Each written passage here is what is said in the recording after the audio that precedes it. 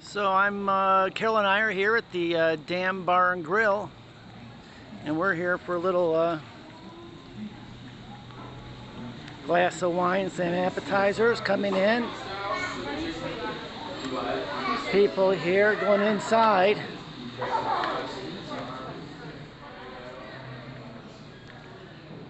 Hi. Hi there. For two? Yes, please. Well, welcome to the Dam Bar and Grill. Thank you. Can I get a preference as to what kind of table you'd like? I think, do you have a table with a microphone on it? Dynamic or condenser? Oh, good question. I think we'll go with dynamic. Dynamic? Okay. So would you prefer a tabletop or a boom? Oh, right here, look at this. So we have a tabletop or a boom. I'm gonna go with the, let's go with the boom. Boom?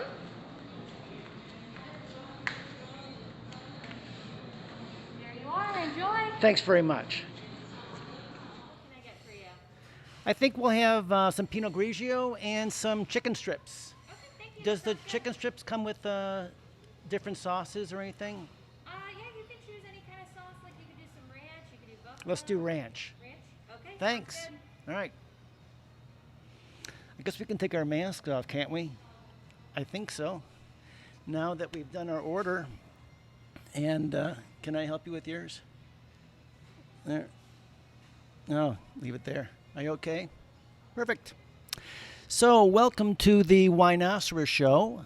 I'm Mark Phillips. Let me take my glasses off. Now I can, after I see the menu, I don't need my glasses on. I'm Mark Phillips, and I'm here with my co-host Carol Withany. We're at the Dam Bar and Grill, D-A-M, yeah, in Page, Arizona. And right near Lake Powell, Carol and I came up here to get away from the heat of Scottsdale. So we're going to go boating and skiing. I cannot wait to see Carol on the water. Oh, thanks. Thanks. Carol, we got it. Pinot Grigio. How about that? How's Pinot Grigio? You know, and this is the topic of the show today is how to order wine at a restaurant. What are the strategies? So here at the Dam Bar and Grill, a fine establishment, my first time here, our first time here. But, you know, it's not really a wine place, bar and grill. And we have the wine menu right here. And they have 18 wines by the glass. Yeah, it's probably more than average. I don't know. You think? Yeah, it depends on the restaurant. But so what do? When you come into a restaurant, Carol, do you have any thoughts? What are you looking for? Well, I think looking at the prices, but see, you know prices. You were in wine sales, so you'll know if they're marking it up too much, which ones are better deals and stuff like that. I don't think most people, even me, I'm not sure if I would even know that because I'm not in the business anymore of selling wine. So I'd be out of touch with that. I appreciate that's your strategy. That's a one-up that you have in other people to know what wines might be a good deal. I go a different route because I don't have that information. I try to think about the establishment. So here we are at Dam Bar and Grill, and it's during the coronavirus, and they don't have much business. We're at a table, and there's 3 in the whole restaurant right now. There are 4 tables. They have a few people in the patio too, but spaced away from us. So they're not going through wine very much, and it's not a wine place. I mean, at all the people I'm looking at, every table, there's not one glass of wine on the table. So when I look at 18 wines by the glass, how long have those bottles been open? That's what I'm concerned with. That's right, yeah, and especially red, as Carol points out. And because I can't see where they have the red wine, if they have it on the bar, with a cork in it, or even the little vacuum in, the pump thing to try to get the air out, which doesn't work, by the way. But I bet they are out there somewhere. So if that red wine's been open, let's say today's Thursday. If it was open, let's say Tuesday, anytime. 18 wines by the glass at a place that no one orders wine. Those bottles have been open for a while. I have not asked them about their policy. Some restaurants will throw away the wine after 2 days or something like that. I'm not thinking they do. Not many places do, because even if they serve a wine that's been open for a while, who's going to know the difference anyway? Or who's going to say anything? I don't know what the philosophy there as a restaurateur is, but that's a concern. That's why, and good point, and that's why we ordered Pinot Grigio. Well, not Pinot Grigio, the grape, but a white wine. Because at least with white wine, they chill it. And just for a little bit of a tidbit, Carol, I'm not sure you know this, wine will age 15 times faster on the counter, room temperature, than in the refrigerator. White or red doesn't make a difference. So, and no matter how you store it, with the cork in or the vacuum in pump thing or whatever you do with it, who cares? It will age a zillion times faster. So at a place where they're not going through a lot of red wine, it would really be dangerous, risky to order red wine by the glass. Now, I found a place, where was it? In Cottonwood, the Tavern Bar and Grill, whatever it's called, Tavern Grill.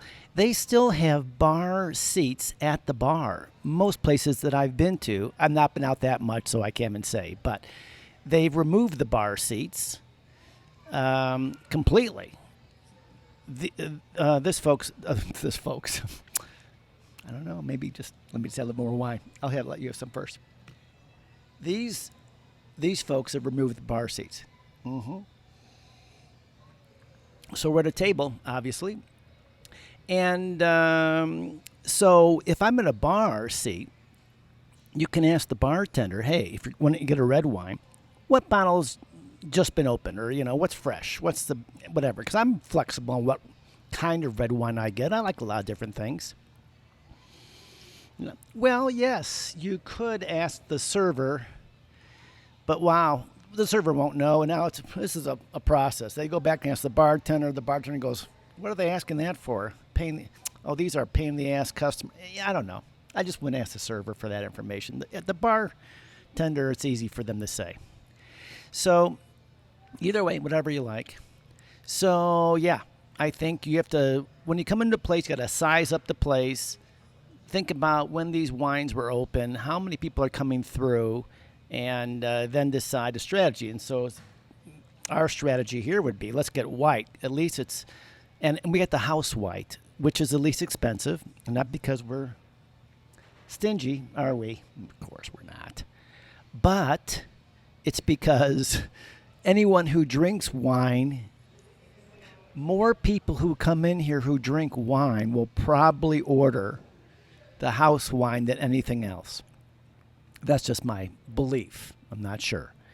It's at least expensive by $3, $2.50 to $4 less expensive than any other glass. So considerable, $6.50 a glass. That's very reasonable. And so then that, even though the Pinot Grigio is in the refrigerator, still people have gone through it more, so it's probably the safest bet possible. Besides, yeah. And then that's the next point, getting a bottle where it hasn't been opened, and there you go. So how many glasses do you have to think you're going to drink before you decide to go with a bottle? Well, that's... Okay. Two. I think two's fine. That's kind of low, though. So this is an exceptional, I'll say an exceptional wine menu, and in a good way. And exceptional in that it's different, in that the glass price, the bottle price, is 3 times the glass price. You don't see that very often. And I think they're pouring about 6-ounce pours, judging from the glass we have. 6-ounce pours. So let's say you have a glass at $9 a glass. There's 25 ounces in a bottle. So you're thinking, well, if I spend $9, if I get two glasses, a half a bottle of wine, and I spend $18, and for one more glass more, I get 2 free glasses, basically. You know, I mean, it's actually, because it's 6 ounces, so you get 4 glasses per bottle. You're getting 1 free glass.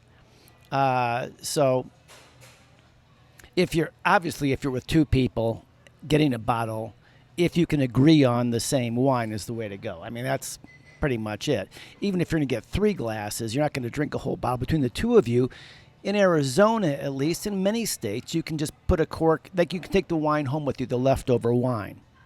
Where I don't agree with you, though, on the 2 glasses, if I'm just by myself and having 2 glasses and not driving, I would easily have more than 2 glasses. I mean, I can sit and have food and talk to people and, whatever. And I think, well, it's just better getting the bottle because it's a better deal.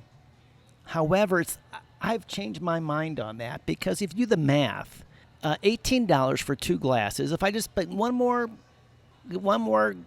glass, I might as well just get the whole bottle. Then I'll have, more wine to have when I leave. However, if I just get 2 glasses at 18, that wine in a store probably costs $10. Really. But if you just had the 2 glasses and then went on the way home, stopped and got that same wine or another wine you like around $10 or $15 a bottle, you have a whole nother bottle of wine for $27, $30, versus just you'll have like 1 glass left, from the restaurant wine if you order the bottle. So I don't think it's the way to go. Talk about this was your point, thank you, is that have it taste first. Yeah, several, right? I don't care. Just say, I'm thinking about this wine or these 3 wines. Can I have a taste first before I order a glass, or certainly for the bottle? And people, they may not be happy to do it, but generally they would be happy to do it. They'll agree to do it, to go get taste and bring it back. And you can taste. There is a gal in the Winoceros Crash who rarely comes. The Winoceros Crash, for those who don't know, is my weekly wine happy hour group in Scottsdale, Arizona. And there is a gal that comes, and she, oh, gal. And she shows up, luckily, infrequently, because it just pisses the bartender off. She'll come up to the bar, and she'll kind of get a taste of every wine by the glass. She's a red wine drinker, so literally almost, not every time, every red wine by the glass, she'll get a taste of it. And I don't know, really. I mean, yes, they do. I don't know if I've ever seen, the bar cut her off and say, okay, come on. But it embarrasses me. I think, because that's just not, you can narrow it down a little bit. I mean, I have done maybe 5 tastes at some point because I just can't decide. But they know I'm going to do something with it, get a bottle or something like that, make it worth their while. But yeah, every time. And it takes forever. And people are waiting to get wine. They can't because this bartender's trying to pour more samples for what's her name. But yes, you should get. And how often do you do that? Because you know the wines pretty well. Yeah, well, I agree. Yeah, because you just don't know how they're stored, right? You don't know. You might know the wine, but you don't know the condition of the wine, the bottle. It's been open for a while. Yeah, I think that's the best thing to do, is really get a sample of a wine before you do that. What else? Anything else about the strategy? We are going to talk about our favorite topic of what to do when they bring you the wine, especially when, a bottle of wine. when you can refuse a wine or send a wine back. When they do the whole cork thing, present the cork to you, present the bottle, the whole tableside wine service. That's not for today's thing. That is for another time.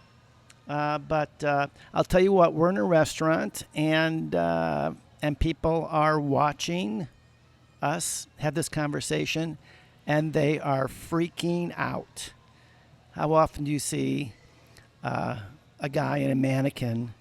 I'm sorry. A guy and a gal in a restaurant with a microphone in front of them filming a video blog. Yeah, it's funny. It's funny.